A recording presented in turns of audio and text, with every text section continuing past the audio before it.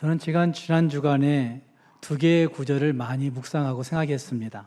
하나는 메멘토 모리라고 하는 구절입니다.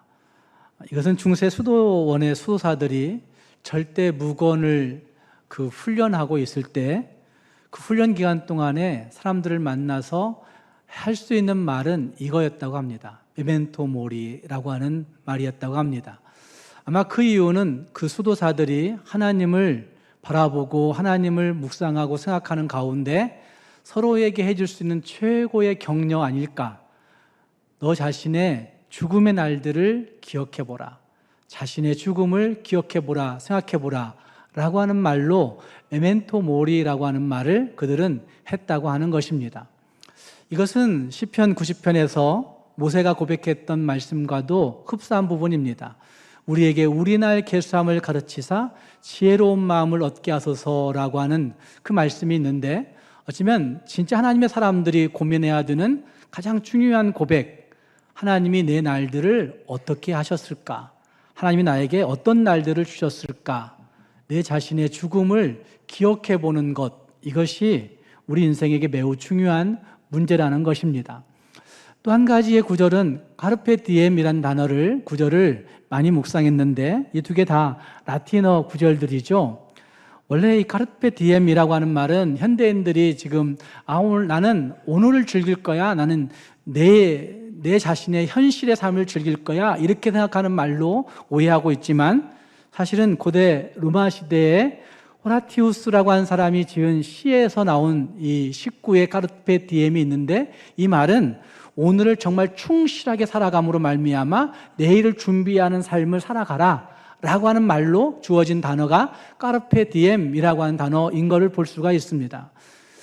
이 두 개의 구절을 생각하면서, 그래, 하나님이 내 날들을 어떻게 하시는 것일까라는 고민들을 많이 해보며 지난 한 주간 지나갔습니다. 그러는 가운데 성경을 생각합니다. 이사야서 49장 16절 말씀에 내가 너를 내 손바닥에 새겼고 너의 성벽이 내 앞에 있나니 라고 하는 이 구절 말씀이 저에게 큰 위로가 되었고, 하나님 앞에 나는 손바닥에 있는 하나님의 손바닥에 있는 인생이구나 라는 사실을 늘 생각하면서 한 주간을 보내게 되었습니다. 진짜 인생이 가져야 될 진짜 의미는 어디에 있을까, 이런 생각들을 해보는 한 주간이었는데, 여러분은 어떻게 살아가는 것이 진짜 그리스도인이라고 생각하십니까? 그러는 가운데 설교의 말씀을 빌립보서로 정하게 되었습니다. 빌립보서의 말씀은 우리가 기쁨이라고 하는 그러한 단어로 생각해보는 성경책이 빌립보서라고 하는 책입니다. 그런데 사실은 그 기쁨이 어디서 나오는 기쁨이냐라고 묻는다면, 복음으로부터 나오는, 복음에서 나오는, 복음을 통하여 나오는 기쁨을 소개하고 있는 것이 빌립보서의 말씀인 것을 볼 수가 있습니다. 특히 오늘 읽었던 말씀에는 27절 말씀에 그리스도의 복음에 합당하게 생활하라 라고 하는 구절이 강력하게 우리에게 주어지고 있는 것을 볼 수가 있습니다. 이 구절은 세 개의 단어가 연결되어져 있습니다. 하나는 폴리투에스세라고 하는 헬라어인데, 이 말은 폴리스라고 하는 단어, 도시라고 하는 단어와 연관되어 있는 겁니다. 그러니까 시민으로서의 권리와 의무를 다하며 살아가라 라고 하는 단어가 어쩌면 그 구절 안에 있는 거죠. 생활하라 라고 하는 말이 그 시민으로서의 권리와 의무를 다하며 살아가라 라고 하는 구절이 생활하라, 살라 라고 하는 단어 가운데 있는 걸 볼 수 있고, 또 한 가지는 합당하게 라고 하는 단어가 거기에 있습니다. 합당하게, 걸맞게 라는 뜻입니다. 멋멋에 걸맞게, 무엇에 걸맞게 살아갈 것인가? 그리스도의 복음에 걸맞게, 그리스도의 복음에 합당하게 라고 말하고 있는 것이죠.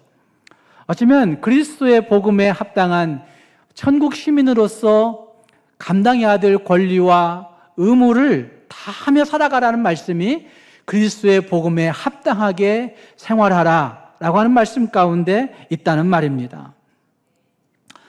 그리스도의 복음이라고 얘기할 때 그 복음은 여러 가지로 소개할 수가 있지만, 하지만 한 구절로 소개해 보라고 한다면 나를 위해서 이 땅에 오신 예수 그리스도, 나를 위해서 죽으시고 부활하신 예수 그리스도, 그리고 나를 위해서 승천하시고 다시 오실 예수 그리스도, 이것으로 소개되어질 수도 있는 것이 복음이죠.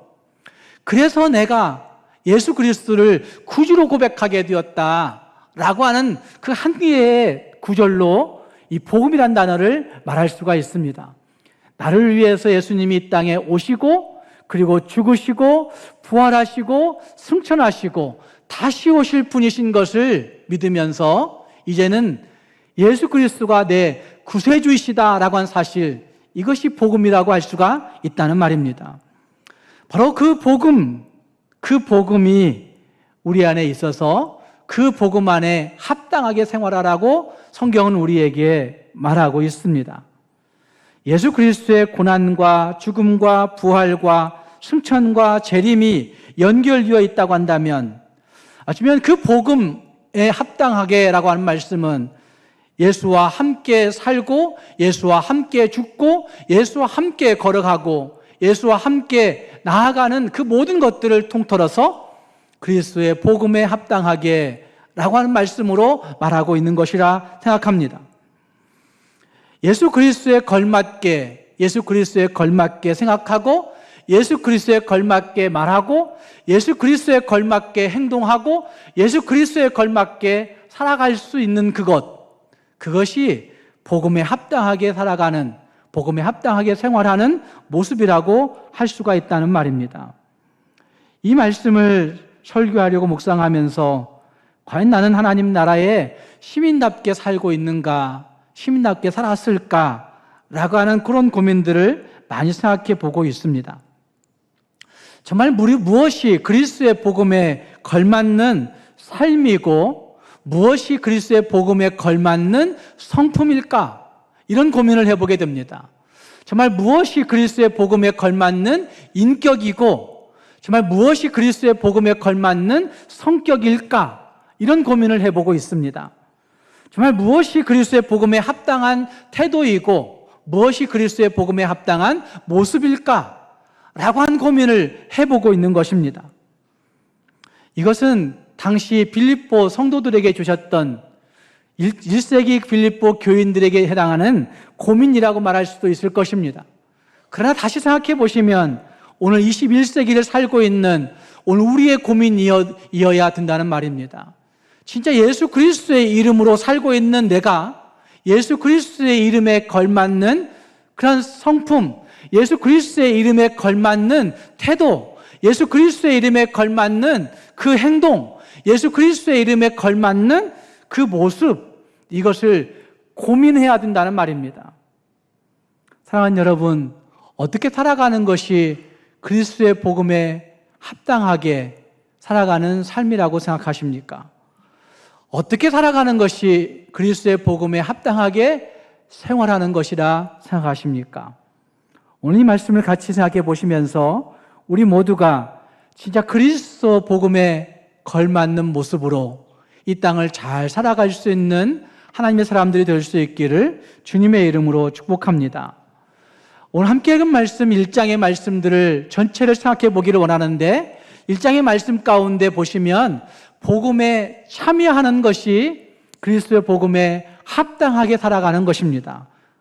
복음에 참여하는 것이라 할 수 있다는 말입니다. 지금 빌립보서를 쓰고 있는 사도 바울은 로마의 감옥에 갇혀 있는 상태였습니다. 갇혀 있으면서도 그는 빌립보 교회 성도들을 생각하면서 기도하고 있는 겁니다. 자기가 복음을 전했고 복음을 전해서 교회가 세워지고 그리고 그 복음으로 그들이 성숙되어지고 그들이 지금까지 한 10년 정도 지났다고 얘기하는데 한 10년 정도 지났는데도 불구하고 복음에 흔들림이 없이 살아가는 그 모습들을 이야기들을 들으면서 그 빌립보 교회 성도들을 생각할 때마다 내 마음속에는 감사가 있어, 기쁨이 있어 라고 그렇게 말하고 있는 말이 여기 빌립보서 1장에 나타나고 있는 것입니다. 함께 읽은 말씀 앞구절들을 보시면 이런 말씀이 있습니다. 3절 말씀에 내가 너희를 생각할 때마다 나의 하나님께 감사한다 라고 그렇게 얘기하고 있고 4절 말씀에서는 간구할 때마다 너희 무리를 위하여 기쁨으로 항상 간구한다. 이렇게 얘기하고 있고 5절 말씀에서는 그 이유는 무엇이냐? 같이 읽어보겠습니다. 너희가 첫날부터 이제까지 복음을 위한 일에 참여하고 있기 때문이라. 이렇게 말하고 있는 것을 볼 수가 있습니다. 사도 바울이 복음을 처음 증거했던 사도행전 16장의 사건 가운데 사도 바울은 마게도냐의 첫 성 그 빌립보의 복음을 증거했습니다. 그 복음을 증거하러 들어간 그 땅에서 처음 만났던 사람이 자주장사 루디아였다고 그렇게 기록되어 있고, 그 루디아가 예수를 알게 되었고 예수를 믿게 되어서 루디아의 집이 그 빌립보 교회가 되었을 것이다 라고 모든 해석자들이 해석을 합니다. 그러니까 그렇게 루디아가 복음을 접하고 복음을 믿게 되었고 복음을 알게 되었고, 그리고 예수로 복음으로 교회를 설립하게 되어진 것이죠. 그리고 그 땅에 있던 어떤 곳에 지나가다가 귀신 들린 어떤 사람을 만나게 됩니다. 그런데 그 귀신 들린 사람을 통해서 수익을 내고 있는 주인이 있었습니다.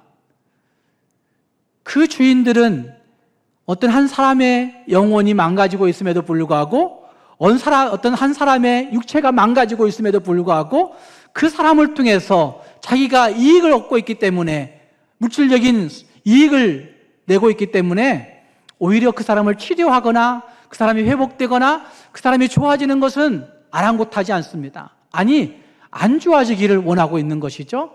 사람의 회복을 좋아하지 않고 있다는 말입니다. 근데 지나가던 사도 바울이 예수를 증거합니다. 예수를 그에게 선포합니다. 그리고 그 귀신 들린 자가 예수를 믿게 됩니다. 예수 믿고 귀신 들림이 떠나게 되었습니다. 귀신에게서 해방된 그 귀신 들린 자의 모습이 있었는데, 그것을 보고 주인은 정말 분노하게 되었습니다. 사도 바울이 내 이익의 소망을 끊어놓았다고 생각하는 겁니다. 그리고 그 사도 바울과 일행을 고소하게 되었던 것이죠. 그리고 그 고소하고 난 다음에 사도 바울이 잡히게 되어서 감옥에 갇히게 된 사건이 사도행전 16장에 등장합니다. 감옥에 갇혀서 하룻밤을 지나게 되는데 사도 바울은 감옥에서 여전히 하나님을 바라보고 찬송하게 됩니다. 기도하게 됩니다. 그리고 그 옥문이 열리게 되었습니다. 옥문이 열리고 사도 바울은 도망쳤을까요? 도망치지 않았을까요? 어떻게 했을까요? 사도 바울은 도망치지 않고 거기 그대로 있었습니다. 그런데 간수는 새벽에 잠결에 보니까 옥문이 열려버린 거예요. 그걸 보고는 정말 큰일 났구나. 나는 이제 생명이 끝났다. 그 죄수를 간수하지 못했으니까 나는 이제 끝난 거야 라고 생각하고 스스로 자결하려고 합니다. 그때 사도 바울이 이야기합니다. 우리 여기 있다고. 목숨 끊지 말라고. 그리고 간수장의 집에 들어가서 그 간수장의 집 모든 사람들에게 이야기합니다. 주 예수를 믿으라. 그리하면 너와 내 집이 구원을 받으리라 라고 그렇게 외치는 말씀이 거기에 등장합니다. 주 예수를 믿으라. 그리하면 너와 내 집이 구원을 받으리라.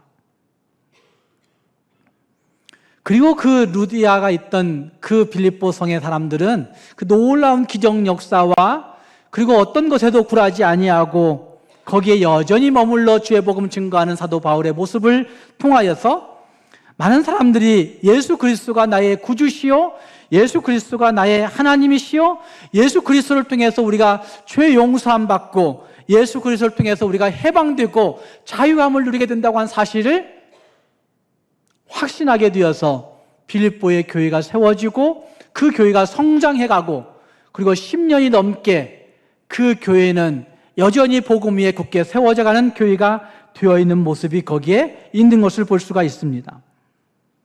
복음을 위한 일에 참여한다는 얘기는 사도행전 16장에 있는 모든 것들을 다 의미하는 것이라고 저는 생각합니다. 단순히 예수 그리스도를 증거하는 일, 그것만이 아니라 예수 그리스도의 그 은혜를 받아들이는 일, 이것만이 아니라 예수 그리스도로 말미암아 자유함을 얻는 그것도 복음을 위한 일에 참여하는 일이고, 사도 바울이 그 사도행전 16장에서 감옥에 갇힌 일도 복음을 위한 일에 참여한 일이고, 뿐만 아니라 감옥에 갇혀 있지만 옥문이 열렸는데도 불구하고 도망치지 아니하고 이게 웬 떡이냐 하지 아니하고 여전히 그곳에 머물러 있는 것도 복음을 위한 일에 참여하는 일이라고 저는 생각합니다. 오늘 우리는 복음을 위한 일에 참여한다라고 생각하게 될 때 그것들을 매우 종교적으로 한정시켜서 생각합니다. 이런 것들만 복음을 위한 일이라고 생각합니다. 이런 일들만 복음을 위한 일이라고 착각합니다. 내게 주어진 어떤 축복의 일들이, 내게 주어진 어떤 나음의 일들이, 내게 주어진 어떤 유익한 일들이 이게 다 복음을 위한 일이라고 생각합니다. 그러나 내게 조금의 해로운 일이 생기게 되고 어려움이 닥치게 되고 고통이 오게 되고 괴로움이 오게 되면 이거는 복음을 위한 일과는 무관한 일이라고 생각하는 경향들을 가지고 있습니다. 그러나 사도 바울이 겪고 있는 복음을 위한 일에 참여하는 그 모습은 자기가 닥치는 어려움과 고난 속에서도 여전히 복음 안에 머물러 있고 여전히 복음을 통하여 살고 있고 여전히 복음으로 살고 있는 그 모습 자체가 복음을 위한 일에 참여하는 일이라고 말할 수가 있다는 말입니다. 사도 바울은 빌립보 교회 성도들과 함께 첫날부터 복음 안에서 교제했습니다. 복음으로 교제했습니다. 그래서 복음을 위한 일에 참여했다 말하고 있고 복음에 합당하게 란 말이 그래서 나오고 있는 것이라 할 수가 있습니다. 복음을 위한 일에 참여하고 있다는 말은 복음으로 교제한다, 복음에서 교제한다 이런 의미로 해석할 수가 있습니다. 또 생각해 보면 복음 안에서 파트너십을 갖게 되었다 이런 말로 해석할 수가 있습니다. 또 다른 말로 생각해 보면 복음에 동참하고 있다 이렇게 해석해 볼 수가 있습니다. 복음의 교제는 복음 안에서 우리로 하여금 파트너십을 갖게 하는 것입니다. 그래서 그 복음 안에서 파트너십을 가진 사람들은 복음으로 당하는 여러 가지 일들 가운데 굴하지 아니하고 애매한 고난 당할 때 자기 자신을 생각하지 아니하고 여전히 그 복음 안에 머물러 복음이 주는 위로와 복음이 주는 기쁨과 복음이 주는 그 안식 가운데서 감사할 수 있고 찬송할 수 있는 그런 모습으로 선언자들이 복음으로 교제하는, 복음을 위한 일에 참여하는, 복음에 합당한 그런 모습이라 말할 수가 있다는 말입니다. 우리는 교제라고 하는 말을 좋아합니다. 코이노니아라고 하는 말을 교회 안에서 좋아합니다. 교회가 코이노니아가 있어야 된다고 이야기를 합니다. 그러나 코이노니아라고 하는 이 말은 단순히 우리가 생각하는 것처럼 동거동락, 함께 살고 함께 기쁨을 누리는 그런 교제만을 의미하고 있는 것은 아닙니다. 동거동락이라고 얘기하지만 다시 생각해 보시면 이걸 헬라어의 의미로 다시 생각해 보시면 동거동락만 있는 것이 아니라 고난도 함께 당하고 함께 기쁨을 누리는 동고동락도 있는 것을 볼 수가 있습니다. 함께 살고 함께 즐거움도 누리는 그것만 있는 것이 아니라 함께 고난도 당하고 함께 괴로움도 당하고 함께 어려움도 감당하고 함께 기쁨도 함께 슬픔도 당하는 그것들을 코이노니아, 교제라고 한 단어가 설명해 줄 수 있다는 말입니다. 사도행전 16장의 모습은 바로 이런 모습을 잘 증거해 주고 있는 모습이라 할 수가 있습니다. 예수 안에서 복음을 접하고 예수 믿고 난 다음에 한 믿음 가지고 한 소망 가지고 하나의 공동체를 이루면서 서로 사랑하고 함께 고난을 나눌 뿐만 아니라 함께 기쁨도 나누고 그리고 함께 의리를 지켜가는 그런 공동체가 되어 있는 빌립보 교회의 모습을 복음을 위한 일에 참여했다고 그렇게 말하고 있다는 말입니다. 뿐만 아니라 그 공동체는 이제 우리도 예수처럼, 이제 우리도 바울처럼 많은 사람들에게 복음을 전하자라고 그렇게 다짐하고 그들은 핍박을 무릅쓰고 복음을 전하는 일에 그들의 삶을 내어놓기 시작하는 겁니다. 모욕을 무릅쓰고 복음을 전하고 있는 모습이 거기에 등장하고 있는 것입니다. 복음을 전하는 일에 그들의 삶을 던지고 있는 모습이 거기에 있는 것입니다. 자기의 시간도 던지고 자기의 재능도 거기에 희생하고 자신의 모든 것들을 복음을 위한 일에 동참시키고 있는 그런 모습이 빌립보 교회의 성도들에게 있었다는 말입니다. 그 복음의 교제 가운데서 한 10년 정도 지나간 그 사도 바울은 첫날부터 이제까지 너희가 복음을 위한 일에 참여했기 때문에 내가 진짜 기뻐하고 감사하고 그러면서 너희를 위해 기도한다, 이렇게 말하고 있는 것입니다. 사랑하는 여러분, 복음을 통해서 구원받았음을 확신하십니까? 예수 그리스도의 복음을 통해서 내가 구원받았음을 믿게 되었고 확신하고 계십니까? 그렇다고 한다면 복음을 위한 일에 참여해야 되는 것이죠.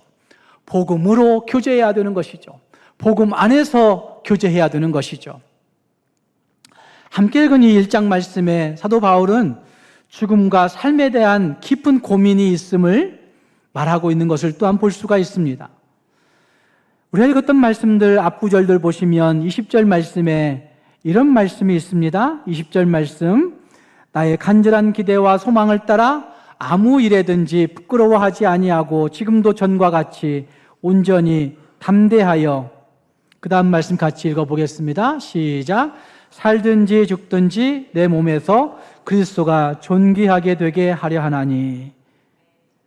살든지 죽든지 라고 그렇게 이야기하고 있는 고백이 거기에 등장합니다. 21절 말씀에서는 그런 말씀합니다.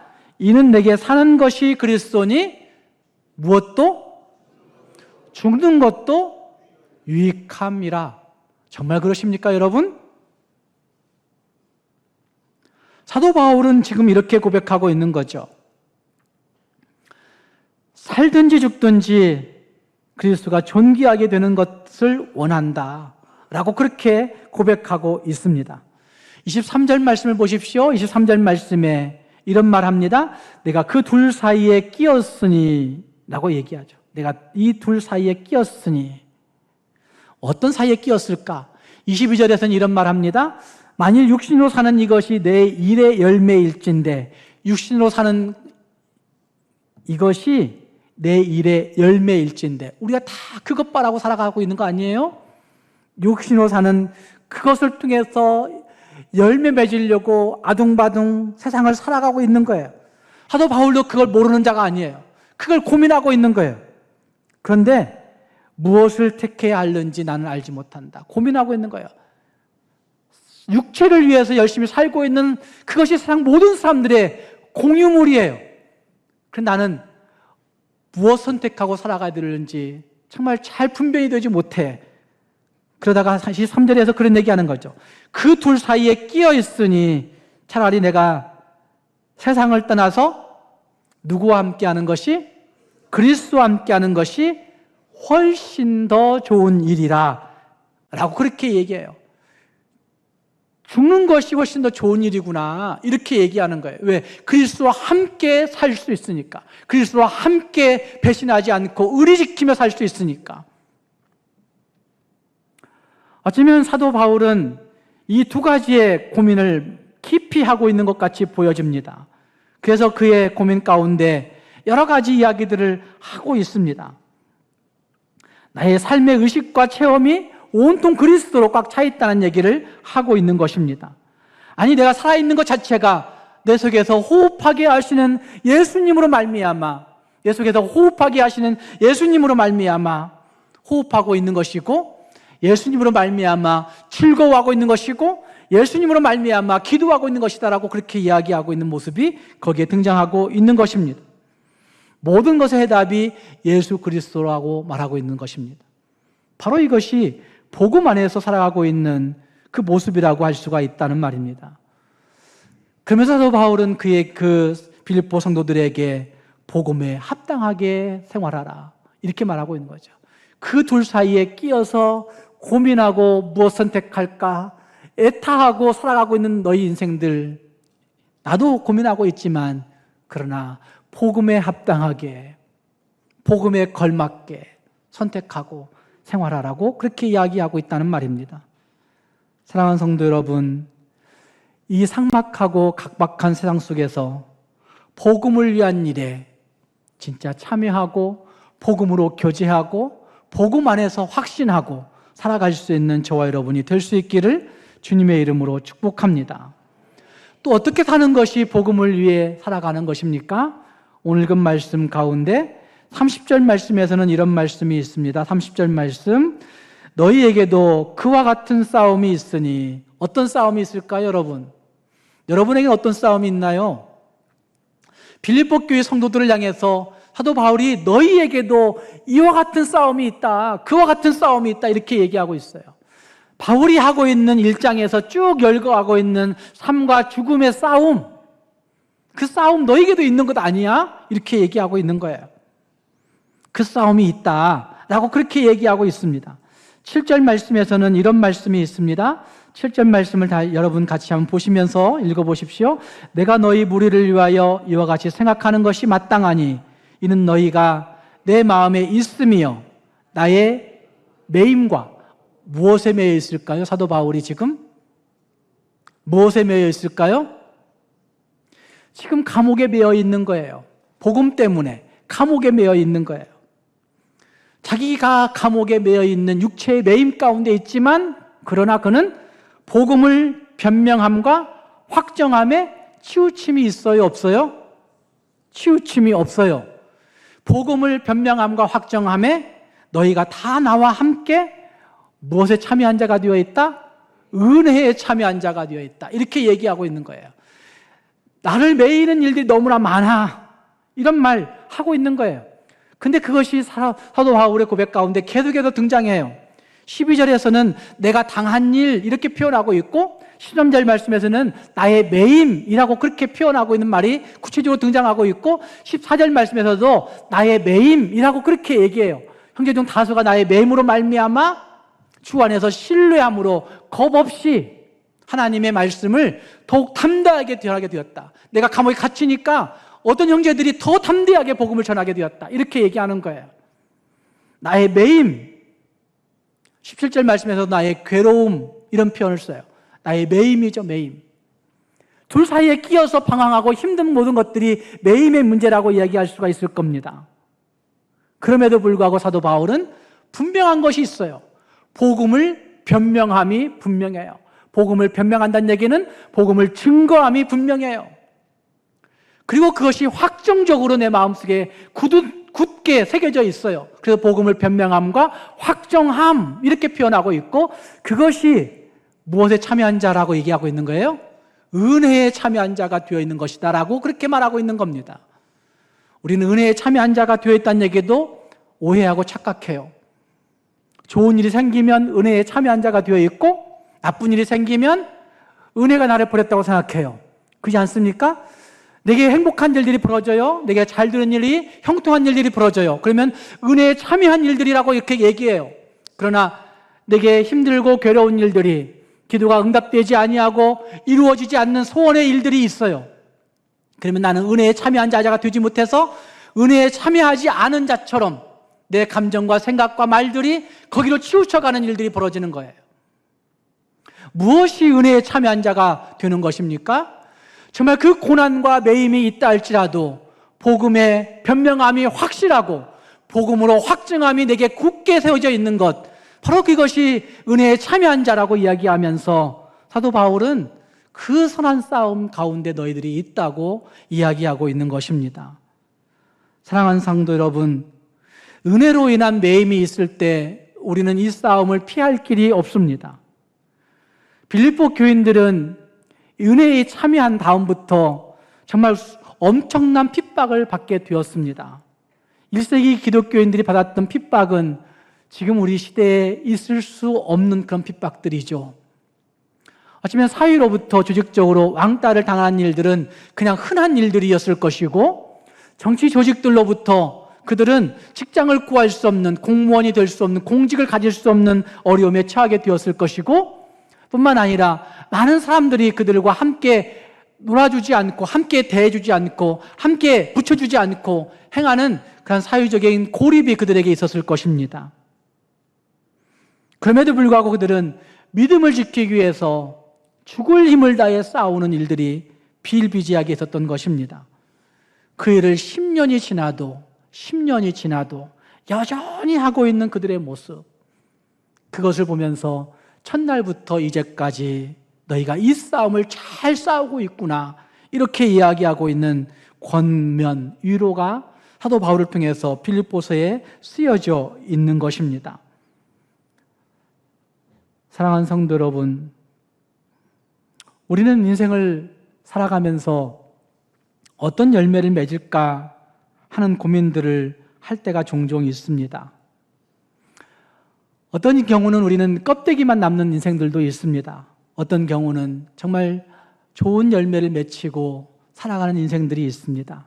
죽음의 순간까지도 예수 믿는 믿음으로 좋은 열매를 맺힐 수만 있다고 한다면, 그런데 열매 하나 없는 쭉정이로 살아가다가 인생을 끝낸다고 한다면 참 의미 없는 인생이라고 할 수가 있을 것입니다. 우리를 매이는 일들이 너무나 많이 있습니다. 그때마다 우리는 우리 인생이 어떤 열매를 맺을 것인가를 고민해야 되는 것이죠. 많은 것들이 우리 인생을 매일 때가 있습니다. 매인다라고 하는 건 육체적인 매임만을 의미하는 것은 아닐 겁니다. 우리의 정신을 매이게 할 때가 있습니다.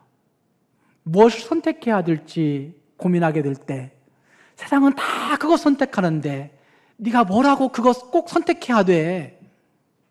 세상은 다 이 길로 가고 있는데 예수 믿는다고 그 예수 믿는 것이 한량한 뭐라고 그거 꼭 선택해야 되느냐고 하는 정신적인 압박이 우리에게 주어질 때가 있습니다. 또 예수 믿는 믿음 때문에 내 성품을 자제시키고 내 감정을 억누르고 행해야 될 때도 있지 않습니까? 그게 뭐라고 감정적인 매임이 우리에게 다가올 때도 많이 있을 겁니다. 뿐만 아니라 우리의 욕구들이 있습니다. 욕망들이 있습니다. 그 욕망들도 상적으로 풀어가는 것 아무것도 죄 되지 않을 수 있을 겁니다. 그러나 예수 믿기 때문에 그 욕망을 마음껏 발산하지 아니하고 그것을 제어해야 된다고 할 때 그 욕구로 인한 매임이 우리에게 있을 수가 있을 것입니다.